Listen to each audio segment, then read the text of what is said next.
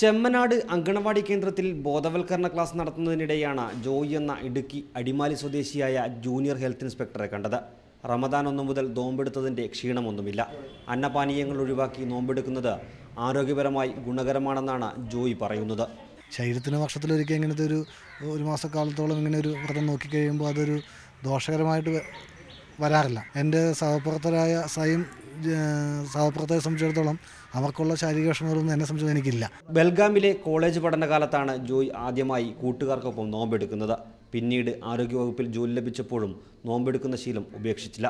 കഴിഞ്ഞ 20 വർഷമായി മുടങ്ങാതെ റമദാനിലെ 1 മാസക്കാലം മുഴുവനും ജോയ് നോമ്പ് നോൽക്കുന്നുണ്ട്.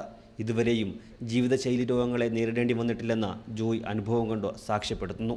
ശാരീരികമായും മാനസികമായ ഒരു ഉന്മേഷം നൽകുന്ന ഇതാണ് അനുഭവത്തിൽ നിന്ന് മനസ്സിലാക്കാൻ കഴിഞ്ഞത്. ജീവിതശൈലി രോഗങ്ങൾ നാളിതുവരെയായിട്ട് ഒന്നുപോലും എനിക്ക് അനുഭവപ്പെട്ടായിട്ട് വന്നിട്ടില്ല. അപ്പോൾ അത് എൻ്റെ ഒരു അനുഭവം.